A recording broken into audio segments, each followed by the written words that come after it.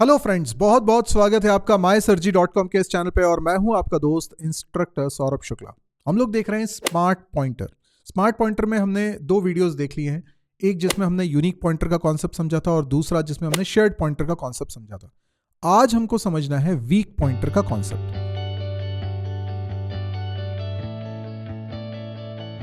देखिए, shared pointer आपको अच्छे से आना चाहिए सो दैट कि आप वीक पॉइंटर का कॉन्सेप्ट समझ पाए। शेयर्ड पॉइंटर में आने वाली किसी प्रॉब्लम का ही सॉल्यूशन है वीक पॉइंटर। तो पहले तो मैं आपको शेयर्ड पॉइंटर थोड़ा सा रिकॉल करा देता हूं। शेयर्ड पॉइंटर बेसिकली एक टेम्पलेट क्लास है जिसका जब आप ऑब्जेक्ट बनाते हैं तो उसमें एक रॉ पॉइंटर है जिसके अंदर आप एक ऑब्जेक्ट का एड्रेस रखते हैं।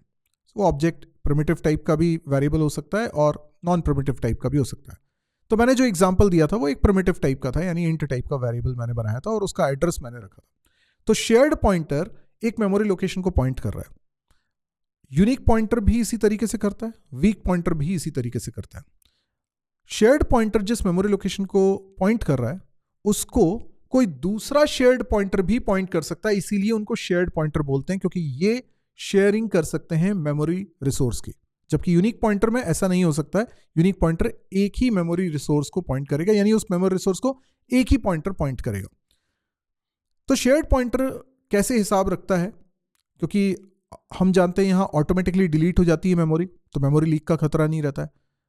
अब यूनिक पॉइंटर में तो सिंपल है, मेमोरी को रीसेट कर सकते हो, वो डिलीट हो जाएगा। या यूनिक पॉइंटर जब डिस्ट्रॉय होता है तो ऑटोमेटिकली वो जिसको पॉइंट कर रहा था वो मेमोरी रिसोर्स भी डिलीट हो जाता है, क्योंकि उसको कोई और पॉइंट नहीं कर रहा है, इसलिए कोई इशू नहीं है।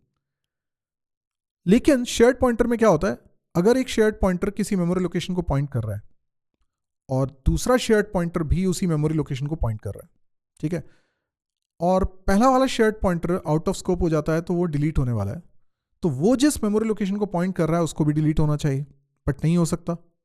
क्यों? क्योंकि अगर वो डिलीट हो गई तो ये दूसरा वाला शेयर्ड पॉइंटर क्या हो जाएगा, डैंगलिंग पॉइंटर हो जाएगा। तो ये ना हो इसके लिए कॉन्सेप्ट बनाया गया रेफरेंस काउंट का, यानी कितने shared pointer same memory location को पॉइंट कर रहे हैं, सबका रेफरेंस काउंट हम लोग लेते हैं। तो रेफरेंस काउंट अभी जैसे 2 हो जाएगा, क्योंकि 2 शेयर्ड पॉइंटर एक मेमोरी लोकेशन को पॉइंट कर रहे हैं। 3 पॉइंट करेंगे, यानी कितने शेयर्ड पॉइंटर उस सेम मेमोरी लोकेशन को पॉइंट कर रहे हैं, रेफरेंस काउंट की वैल्यू वो होती है। रेफरेंस काउंट जब तक 0 नहीं होगा तब तक मेमोरी लोकेशन रिलीज नहीं होगा। बस ये प्रॉब्लम को यहां पे सॉल्व कर दिया गया। पर इससे एक दूसरी प्रॉब्लम भी होती है, और उस दूसरी प्रॉब्लम को मैं डिस्कस करूंगा, एक्सप्लेन करूंगा। लेकिन पहले थोड़ा सा वीक पॉइंटर का सिंटैक्स बता दूं, वो समझ में आ जाए, उसके बाद फिर हम बात करेंगे कि आखिर क्या जरूरत थी कि वीक पॉइंटर बनाना पड़ा। तो चलिए हम लोग कोडिंग पे चलते हैं, कोडिंग स्क्रीन पे चलते हैं।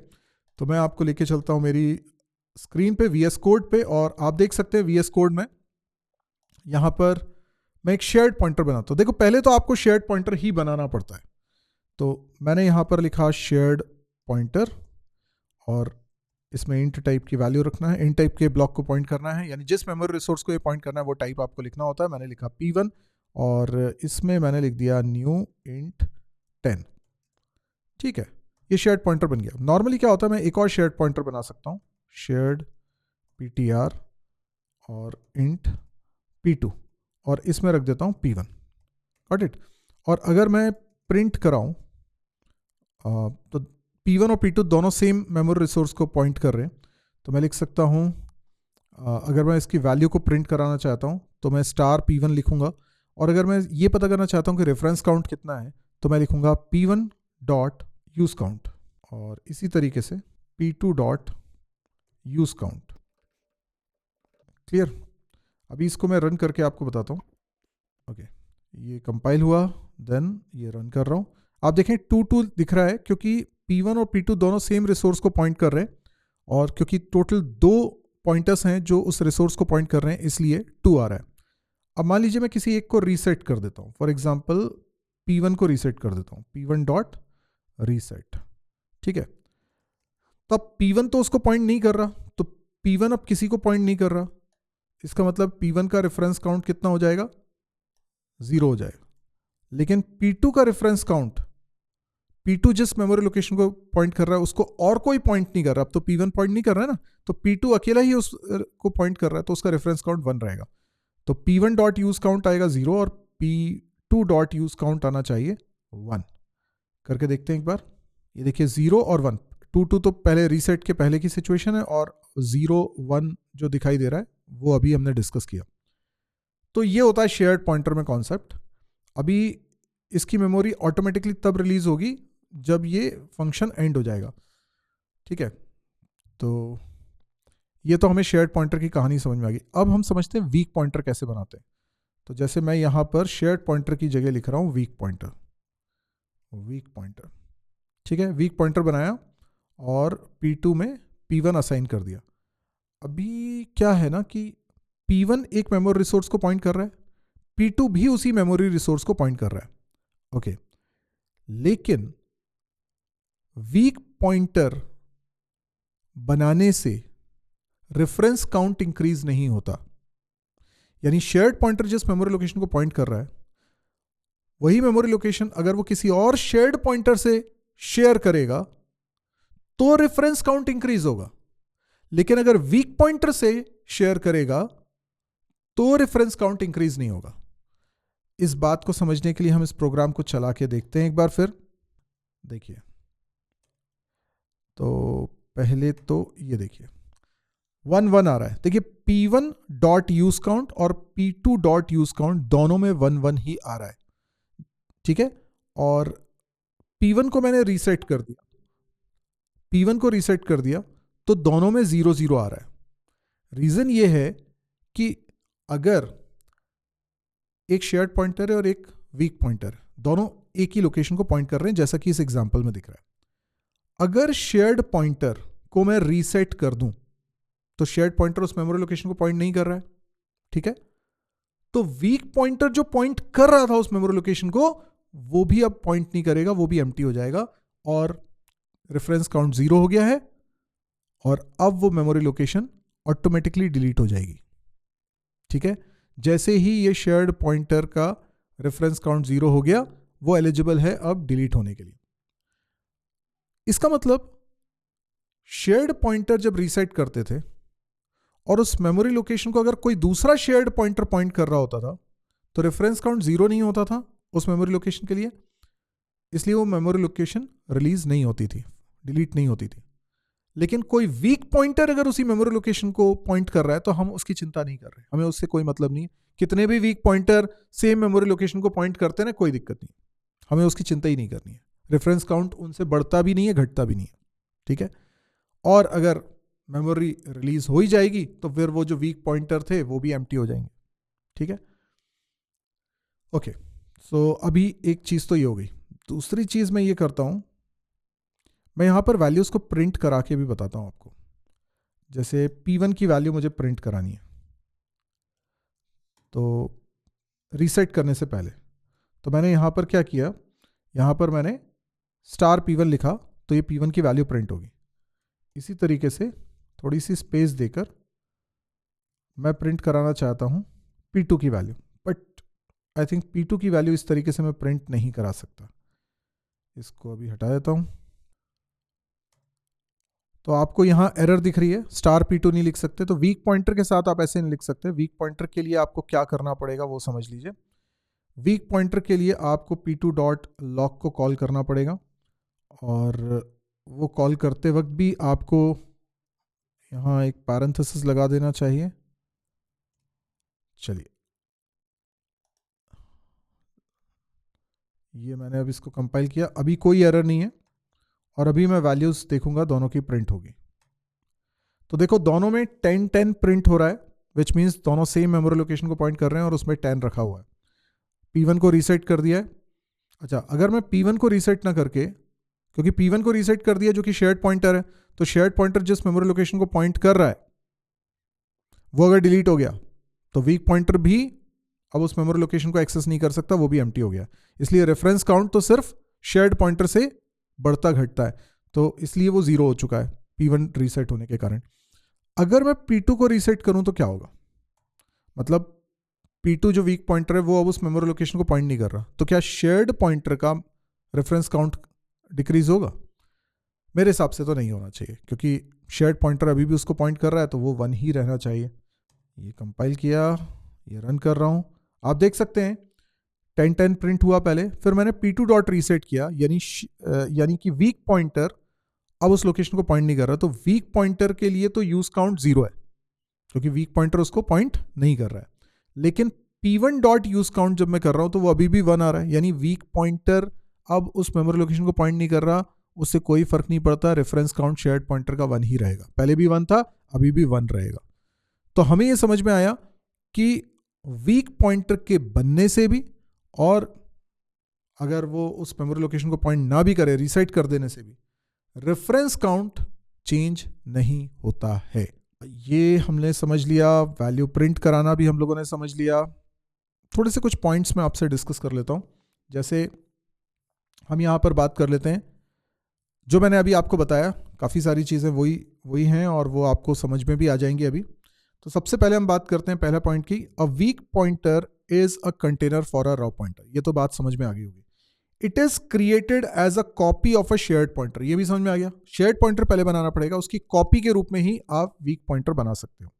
द एग्जिस्टेंस और destruction of weak pointer copies of a shared pointer have no effect on shared pointer और इट्स अदर कॉपीज। यानी वीक पॉइंटर उसी मेमोरी लोकेशन को पॉइंट कर रहा है जिसको शेयर्ड पॉइंटर पॉइंट कर रहा है, पर वीक पॉइंटर रीसेट हो जाता है या weak pointer out of scope हो जाता है, तो वो जिसको पॉइंट कर रहा था वो भी गया, तो उससे शेयर्ड पॉइंटर को कोई फर्क नहीं पड़ता।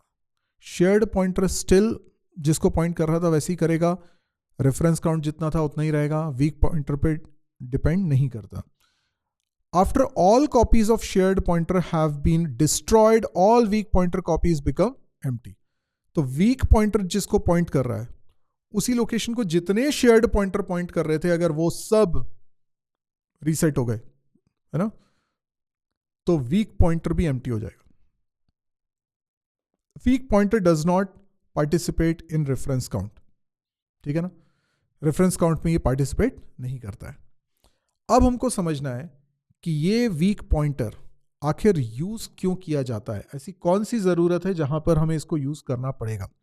तो मैं आपको यहां बता देना चाहता हूं कि वीक पॉइंटर को यूज करने के लिए एक स्पेशल सिनेरियो की हम बात करेंगे। वो स्पेशल सिनेरियो क्या है कि जब साइक्लिक डिपेंडेंसी हो जाती है। जैसे मैं आपको एक क्लास बना के बताता हूँ, ये कोड हटा देता हूँ मैं, ठीक है ना, इस कोड की अभी मुझे ज़रूरत नहीं है। मैं यहाँ पर एक नया फंक्शन बनाता हूँ, इसमें एक फंक्शन बना देता हूँ f1 जिसको मैं कॉल कर रहा हूँ, और यहाँ पर मैं एक f1 फंक्शन बना रहा हूँ, ठीक है। अच्छा, f1 फंक्शन बनाने से पहले मैं एक क्लास बना रहा हूँ, क्लास A, ये क्लास A बना दी, और ऐसे ही मैं एक और बना रहा हूँ क्लास B। दो क्लासेस मैंने बना दी, ठीक है, ये दोनों अलग अलग क्लासेस हैं। अच्छा, अभी मैं क्या करता हूँ, ये जो क्लास है class A and class B, इसके अंदर मैं वीक पॉइंटर बनाता हूँ। नहीं, पहले मैं शेयर्ड पॉइंटर बनाता हूँ ताकि मैं शेयर्ड पॉइंटर का ड्रॉबैक समझा सकूँ, फिर वीक पॉइंटर को इंट्रोड्यूस करूँगा। तो मैंने यहाँ पर क्या किया, एक बनाते हैं हम लोग शेयर्ड पॉइंटर, अभी पब्लिक कर देता हूँ, है ना, शेयर्ड ptr इंट और p1, ठीक है। और इसी तरीके से B क्लास के अंदर भी public shared ptr int p1 p2। अच्छा, एक काम करते हैं, ये इंट नहीं बनाते, मुझे साइक्लिक डिपेंडेंसी बनानी है। तो मैं ये चाहता हूं A क्लास में जो शेयर्ड पॉइंटर है वो B क्लास के ऑब्जेक्ट को पॉइंट करे। ओके, तो मैं यहाँ B लिखूंगा, और B क्लास के अंदर जो शेयर्ड पॉइंटर है वो A क्लास के ऑब्जेक्ट को पॉइंट करे, तो फिर मुझे यहाँ A लिखना पड़ेगा। पर मैं यहाँ B तभी लिख सकता हूँ जब मैंने इसका फॉरवर्ड डिक्लेरेशन कर रखा हो, यानी क्लास B इस तरीके से लिख लेते हैं। I think this is good, right. अच्छा, अब हमें क्या करना चाहिए, अब मैं सोचता हूँ कि दोनों को इनिशियलाइज करने के लिए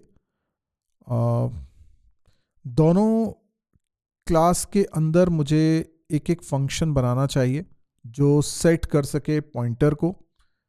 तो पॉइंटर को सेट करने के लिए हम क्या कर सकते हैं, हम लोग यहाँ पर लिखते हैं सबसे पहले A क्लास में पब्लिक मेंबर फंक्शन के तौर पे मैंने एक लिखा void सेट ptr और इसमें लिखते हैं shared ptr b reference of ptr1 और इसकी कोडिंग में हम लिखते हैं ये जो p1 हमने बनाया हुआ है इसके अंदर, इस p1 के अंदर हम रख लेते हैं ptr1।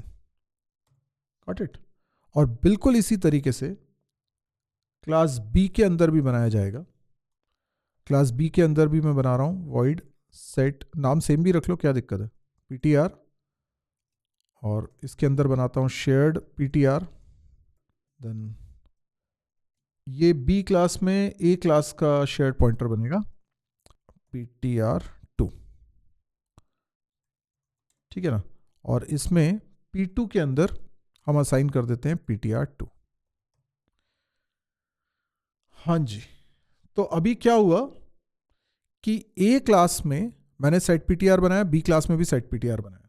तो जैसे f1 फंक्शन मैंने बनाया ना, तो f1 फंक्शन के अंदर मैं एक शेयर्ड ptr बना रहा हूँ, A टाइप के मेमोरी लोकेशन को पॉइंट करेगा, नाम रखते हैं obj a ptr और इसमें आ जाए न्यू a। और एक और बनाते हैं, मैं भी डायग्राम से भी इस चीज़ को आपको समझा देता हूँ कि हम कर क्या रहे हैं। b obj b ptr, ठीक है ना, और इसमें बनाते हैं न्यू b। वेल अभी हमने क्या कर लिया है, मैं ज़रा इस चीज़ को एक्सप्लेन कर देता हूँ। तो इसको एक्सप्लेन करने के लिए मैं आपको डायग्राम दिखाता हूँ। पहले तो हमने एक बनाया A क्लास का, हमने एक शेयर्ड पॉइंटर बनाया। सबसे पहले तो एक शेयर्ड पॉइंटर बनाया जिसका नाम रखते हैं obj a ptr। ये हमने एक शेयर्ड पॉइंटर बनाया। दूसरा शेयर्ड पॉइंटर हमने बनाया obj b ptr, ठीक है। दो शेयर्ड पॉइंटर हमने बना लिए। अब पहले वाले शेयर्ड पॉइंटर में हमने शेयर्ड पॉइंटर में, अच्छा शेयर्ड पॉइंटर कैसा होता है, शेयर्ड पॉइंटर ऐसा थोड़ी होता है। शेयर्ड पॉइंटर होता है कि उसके अंदर रॉ पॉइंटर है, ठीक है ना, उसके अंदर कोई रॉ पॉइंटर है। ये पॉइंट कर रहा है एक ए क्लास के ऑब्जेक्ट को, नहीं ए क्लास के ऑब्जेक्ट को या बी क्लास के ऑब्जेक्ट को, ए क्लास के ऑब्जेक्ट को, ठीक है, ए क्लास के ऑब्जेक्ट को पॉइंट कर रहा है, ठीक है। और इसी तरीके से हमने एक और शेयर्ड पॉइंटर बनाया obj b ptr नाम से। इसके अंदर भी एक रॉ पॉइंटर है जो पॉइंट कर रहा है बी क्लास के ऑब्जेक्ट को। ये बी क्लास का ऑब्जेक्ट है, यहां तक क्लियर है। ए क्लास का ऑब्जेक्ट भी बन गया, बी क्लास का ऑब्जेक्ट भी बन गया। अब आप जानते हैं ए क्लास के ऑब्जेक्ट के अंदर एक शेयर्ड पॉइंटर है। वो शेयर्ड पॉइंटर किस नाम से है, p1 नाम से, राइट, p1 नाम से शेयर्ड पॉइंटर है। और एक p2 नाम से शेयर्ड पॉइंटर कहां पर है, b क्लास के ऑब्जेक्ट में। Got it. अब ये जो p1 है ये पॉइंट करने के लिए बना है b क्लास के ऑब्जेक्ट को, और p2 बना है a क्लास के ऑब्जेक्ट को पॉइंट करने के लिए। अब p1 में वैल्यू कैसे आएगी, p1 में मैं चाहता हूं कि b क्लास के ऑब्जेक्ट का रेफरेंस रख दिया जाए, ठीक है, ये मैं चाहता हूं। तो वो कैसे होगा, वो ऐसे होगा कि मैंने बनाया हुआ है सेट ptr फंक्शन, उसको मैं करता हूं कॉल। देखिए यहां पर मैं सेट ptr फंक्शन को कॉल करूंगा। मैं लिखता हूं obj a ptr और इसके अंदर ये रेफर कर रहा है ना ए क्लास के ऑब्जेक्ट को, उसके पास एक फंक्शन है सेट ptr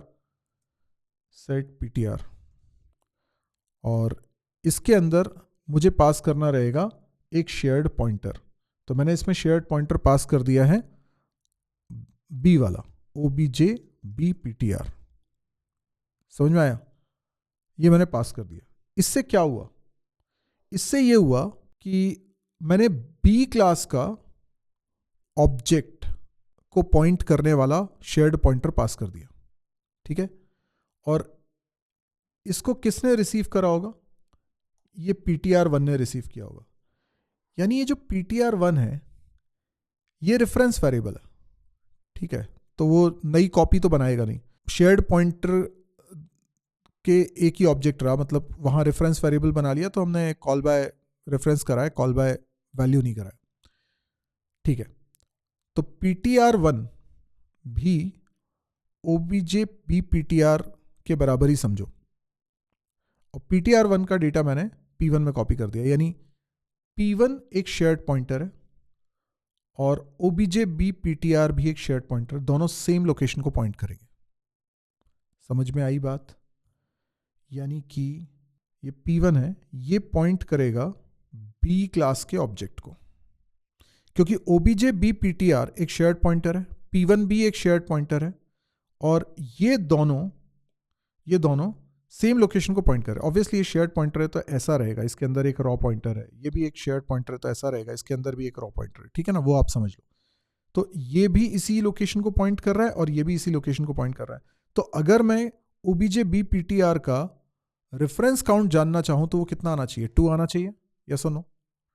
2 आना चाहिए, राइट? चेक कर लेते हैं। तो अगर मैं लिखता हूं cout OBJBPTR dot use count, तो ये मेरे हिसाब से 2 आना चाहिए। चला के देखें इसको। ओके, तो देखिए 2 आ रहा है ना। लेकिन अगर मैं यहां पर OBJAPTR का यूज काउंट देखूं तो OBJAPTR क्या कर रहा है? वो तो जिस मेमोरी लोकेशन को पॉइंट कर रहा है उसको और कोई पॉइंट नहीं कर रहा, तो उसका रेफरेंस काउंट 1 होना चाहिए। तो अभी अगर मैं रन करूंगा ना तो 1 आना चाहिए, 1 आ रहा है, ठीक है? समझ में आया यहां तक? अब मैं क्या चाहता हूं कि ये जो P2 है ये पॉइंट करने लग जाए OBJAPTR को, मतलब OBJAPTR जिसको पॉइंट कर रहा है उसी को P2 भी पॉइंट करने लग जाए। P2 भी शेयर्ड पॉइंटर है। तो कैसे करेंगे इसको करने के लिए मैं यहां पे लिखता हूं OBJBPTR set PTR और इसमें पास कर देता हूं OBJAPTR। Got it? अब इससे क्या हो गया? डायग्राम से समझिए, इससे क्या हो गया? इससे ही हो गया कि ये पॉइंट करने लग गया इसको। आप देख रहे हैं दोनों एक दूसरे को पॉइंट कर रहे हैं। 2 क्लास के ऑब्जेक्ट्स, दोनों में शेयर्ड पॉइंटर और दोनों एक दूसरे को पॉइंट कर रहे हैं। तो ये साइक्लिक डिपेंडेंसी है, साइकिल बन रही है ना, ये इस पे डिपेंडेंट है और ये इस पे डिपेंडेंट है। तो इससे प्रॉब्लम क्या है? इससे प्रॉब्लम ये है कि ये दोनों कभी डिलीट नहीं हो पाएंगे, क्योंकि इनका रेफरेंस काउंट कभी 0 नहीं होगा। देखो मैं इसको प्रूफ करके बताता हूं। ये बात कई लोगों को एकदम से कैच नहीं करती है, इसलिए मैं इसको प्रूफ करके बताता हूं। देखो मैं क्या करूंगा, आप जानते हो ना किसी क्लास का ऑब्जेक्ट जब डिलीट होता है, मेमोरी रिलीज होती है, तो उसके पहले डिस्ट्रक्टर कॉल होता है। तो मैं डिस्ट्रक्टर बनाता हूं। यहां पे मैंने ए क्लास का डिस्ट्रक्टर बनाया। ए क्लास का डिस्ट्रक्टर है, ये चला या नहीं चला ये पता करने के लिए मैं इसमें cout स्टेटमेंट लिख देता हूं। cout ए डिस्ट्रक्टर या डिस्ट्रक्टर ए क्लियर? और इसी तरीके से बी क्लास में भी डिस्ट्रक्टर बना देता हूं। ये मैंने बी क्लास में डिस्ट्रक्टर बनाया, cout डिस्ट्रक्टर। अब आप जानते हैं कि ए और बी क्लास के ऑब्जेक्ट्स में कहां बना रहा हूं? मैं बना रहा हूं F1 में। F1 में मैंने ये नॉर्मल पॉइंटर अगर आप बनाते हो ना तो फिर आपको एक्सप्लिसिटली डिलीट कीवर्ड लिखना पड़ता है। और ये बात हम स्मार्ट पॉइंटर पढ़ने की शुरुआत में ही समझ चुके हैं कि वहाँ पे मेमोरी लीक का खतरा होता है, क्योंकि ह्यूमन एरर है, हम डिलीट लिखना भूल सकते हैं। तो उस प्रॉब्लम से बचने के लिए स्मार्ट पॉइंटर का कॉन्सेप्ट आया। तो यहाँ पे हमने नॉर्मल पॉइंटर बनाने की बजाय शेयर्ड पॉइंटर बनाया। अब मैंने 2 शेयर्ड पॉइंटर बनाए, लेकिन जब ये फंक्शन एंड होगा, देखो F1 फंक्शन तो मेन फंक्शन से कॉल हो रहा है, तो जब F1 फंक्शन एंड होगा तो जो शेयर्ड पॉइंटर OBJPTR और OBJBPTR ये दोनों डिलीट हो जाएंगे। लेकिन ये ऑब्जेक्ट डिलीट होंगे तो पहले इनका डिस्ट्रक्टर कॉल होगा। डिस्ट्रक्टर कॉल होगा तो वो देखेगा अगर रेफरेंस काउंट 0 है तो ये पॉइंटर जिस मेमोरी लोकेशन को पॉइंट कर रहे थे वो रिलीज हो जाए। यस, मतलब अगर ये डिलीट हो रहा है और ये डिलीट हो रहा है, ठीक है, तो होना ये चाहिए कि ये जिस मेमोरी लोकेशन को पॉइंट कर रहे हैं वो भी ऑटोमेटिकली डिलीट हो जाए। लेकिन क्योंकि ये शेयर्ड पॉइंटर है, यूनिक पॉइंटर नहीं है, शेयर्ड पॉइंटर है, तो हो सकता है इस मेमोरी लोकेशन को कोई और भी पॉइंट कर रहा हो। तो हमने रेफरेंस काउंट देखा, तो ये अगर डिलीट हो भी गया तो भी रेफरेंस काउंट 0 नहीं होगा। क्यों नहीं होगा? रेफरेंस काउंट 2 था। इस मेमोरी लोकेशन को एक तो ये पॉइंट कर रहा है, दूसरा P2 भी पॉइंट कर रहा है, तो रेफरेंस काउंट 2 है। अगर ये डिलीट हो भी जाता है तो इसका रेफरेंस काउंट अभी 1 तो रहेगा ना, मतलब इस मेमोरी लोकेशन को कोई तो पॉइंट कर ही रहा है ना। तो इसके डिलीट होने पर भी ये मेमोरी लोकेशन डिलीट नहीं हो रही है क्योंकि रेफरेंस काउंट 0 नहीं हो रहा है। सिमिलरली इसके डिलीट होने पर भी ये मेमोरी लोकेशन डिलीट नहीं हो रही है क्योंकि इसको ये भी तो पॉइंट कर रहा है, तो इसका रेफरेंस काउंट भी क्या है 1, तो इसका रेफरेंस काउंट भी 0 नहीं हो पाया, इसका रेफरेंस काउंट भी 0 नहीं हो पाया। तो इन दोनों के डिलीट होने पर भी ये दोनों डिलीट नहीं होते हैं। और जबकि हम जानते हैं कि अगर इसको पॉइंट करने वाला कोई बचेगा ही नहीं तो इसके अंदर के मेंबर को एक्सेस नहीं कर सकते, इसको पॉइंट करने वाला कोई नहीं बचेगा तो इसके अंदर के मेंबर को एक्सेस नहीं कर सकते। तो एक्चुअल में आप P1 और P2 को एक्सेस भी नहीं कर पाओगे क्योंकि ये दोनों नहीं है। इसकी मेमोरी रिलीज नहीं हुई, इसकी भी मेमोरी रिलीज नहीं हुई। ठीक है, जब इन दोनों की मेमोरी रिलीज नहीं हुई है तो इनका डिस्ट्रक्टर नहीं चलेगा। ये मैं प्रूव करके दिखाता हूं अभी कि डिस्ट्रक्टर नहीं चलेगा। ठीक है, और अगर ये रिलीज नहीं होते हैं तो इनको कोई पॉइंट कर रहा है, हाँ पॉइंट कर रहा है, लेकिन वो मेंबर पॉइंट कर रहा है ना, इसके अंदर बैठे मेंबर पॉइंट कर रहे हैं, पर मेंबर को एक्सेस कर ही नहीं पाओगे ना आप, क्योंकि इस ऑब्जेक्ट को कोई पॉइंट नहीं कर रहा है, बाहर से कोई पॉइंट नहीं कर रहा है। तो आप एक्चुअल में देख रहे हो ये जबरदस्त मेमोरी लीक है, ये दोनों मेमोरी लीक है, इन दोनों को कभी आप एक्सेस भी नहीं कर पाओगे और इनकी मेमोरी ऑटोमेटिकली रिलीज भी नहीं हो रही है। ये है खतरनाक सिचुएशन, इसको बोलते हैं साइक्लिक डिपेंडेंसी। आई होप आपको समझ में आया हो, नहीं समझ में आया हो ना, वीडियो को पीछे करना, दोबारा सुनना, आ जाएगा समझ में। तो हमें समझ में आ गया कि भाई यहां पर डिलीट नहीं हो रहा। अब ये कैसे प्रूव हो कि ये डिलीट नहीं हो रहा? अगर डिलीट होगा तो डिस्ट्रक्टर चलेगा, डिलीट होने के जस्ट पहले डिस्ट्रक्टर चलता है, और डिलीट नहीं होगा तो डिस्ट्रक्टर नहीं चलेगा। यही है सिंपल। तो ये डिस्ट्रक्टर जो तो मैंने लिख के रखे हुए ना, ये नहीं चले तो इसका मतलब है जो मैं कह रहा हूं वो सही है, क्योंकि डिस्ट्रक्टर नहीं चलेंगे अगर ऑब्जेक्ट डिस्ट्रॉय नहीं हो रहा है। तो मैं क्लियर करता हूं, कंपाइल करता हूं। तो आप समझ गए ना, मैंने F1 फंक्शन को कॉल किया है। F1 फंक्शन जैसे ही एंड होगा ये obj_a_ptr और obj_b_ptr डिलीट हो जाएंगे। तो ये जिसको पॉइंट कर रहे थे, एक का ऑब्जेक्ट और बी का ऑब्जेक्ट, वो डिलीट नहीं हो पाएंगे क्योंकि उसको कोई और शेयर्ड पॉइंटर भी पॉइंट कर रहा है, तो डिस्ट्रक्टर चल नहीं पाएगा। तो देखो ये मैंने करा, 2 तो प्रिंट हो रहा है जो कि रेफरेंस काउंट है obj_a_ptr का, लेकिन आप देख रहे हो कि ऑब्जेक्ट डिलीट नहीं हो रहा क्योंकि डिस्ट्रक्टर नहीं चल रहा है। ये है प्रॉब्लम। अब इस प्रॉब्लम का सॉल्यूशन सुनो। इस प्रॉब्लम का सॉल्यूशन ये है कि जो साइक्लिक डिपेंडेंसी हो रही है ना, ये इसलिए हो रही है क्योंकि हमने यहां शेयर्ड पॉइंटर बनाया हुआ है। अगर आप इस जगह पर वीक पॉइंटर बना दो तो वीक पॉइंटर से कोई फर्क नहीं पड़ता रेफरेंस काउंट पे। तो क्या होगा कि जब आपने ए और बी शेयर्ड पॉइंटर बनाए हुए हैं ना, ये obj_a_ptr और obj_b_ptr ये शेयर्ड पॉइंटर बनाए हुए हैं, ये दोनों अगर डिलीट होंगे तो रेफरेंस काउंट 0 हो जाएगा, क्योंकि वीक पॉइंटर से रेफरेंस काउंट बढ़ता घटता नहीं है। तो फिर ये ऑब्जेक्ट डिस्ट्रॉय हो पाएंगे। जैसे ही F1 फंक्शन एंड होगा उसके बाद ऑब्जेक्ट डिस्ट्रॉय हो पाएंगे। तो यूज काउंट तो प्रिंट होना चाहिए 1। जैसे ही ये फंक्शन एंड होगा वैसे ही डिस्ट्रक्टर चल जाएंगे दोनों के, क्योंकि दोनों ऑब्जेक्ट डिस्ट्रॉय हो रहे हैं। अब इस बात को प्रूव करने के लिए पहले तो मैं ये कंपाइल कर लेता हूं और फिर मैंने ये क्लियर कर ली स्क्रीन, और अब मैं यहाँ पे इसको रन कर रहा हूँ। आप देख सकते हैं 1 प्रिंट हो गया, उसके बाद डिस्ट्रक्टर B प्रिंट हो रहा है और उसके बाद डिस्ट्रक्टर A भी प्रिंट हो रहा है, विच मीन्स कि ऑब्जेक्ट डिस्ट्रॉय हो रहा है, मेमोरी लीक नहीं हो रही है।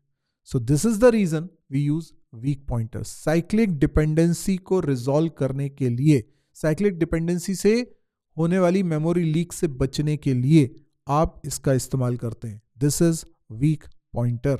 आई hope this is clear to everyone. तो कैसा लगा आपको स्मार्ट पॉइंटर का कॉन्सेप्ट? कॉन्सेप्ट नया है, प्रैक्टिस में अगर कम है तो आपको थोड़ा सा हैवी लग सकता है, लेकिन देखा जाए तो इसने मेमोरी लीक और डेंगलिंग पॉइंटर की प्रॉब्लम्स को रिजॉल्व कर दिया है। तो बेहतर यह होगा कि C++ में आप ऑर्डिनरी पॉइंटर बनाने के बजाय शेयर्ड पॉइंटर या यूनिक पॉइंटर या वीक पॉइंटर ये बनाएं, यानी स्मार्ट पॉइंटर की मदद से आप हैंडल करें। इससे मेमोरी लीक का खतरा भी खत्म हो जाता है और डेंगलिंग पॉइंटर वाली सिचुएशन भी नहीं आती। तो ये मॉडर्न कॉन्सेप्ट हैं C++ में। अगर आपको ये कॉन्सेप्ट समझ में आ रहे हैं तो आप प्लीज़ कमेंट देकर भी बताइए। कमेंट देकर ये भी बताइए कि आपको इस तरह के और कौन से टॉपिक जो परेशान करते हैं, जिन पर आप वीडियो चाहते हैं, वो भी आप बताइए। साथ ही अगर आपने इस चैनल को सब्सक्राइब नहीं किया तो सब्सक्राइब कर लीजिए, क्योंकि इस तरह का कंटेंट यहाँ लगातार आता है। और अगर आपको इस तरह का कंटेंट पसंद है, कुछ सीखना पसंद है, इससे आपको कुछ हेल्प मिल रही है, तो आप इतना सपोर्ट ज़रूर करिए कि आप इस वीडियो को शेयर करें अपने दोस्तों के बीच में, व्हाट्सएप ग्रुप में।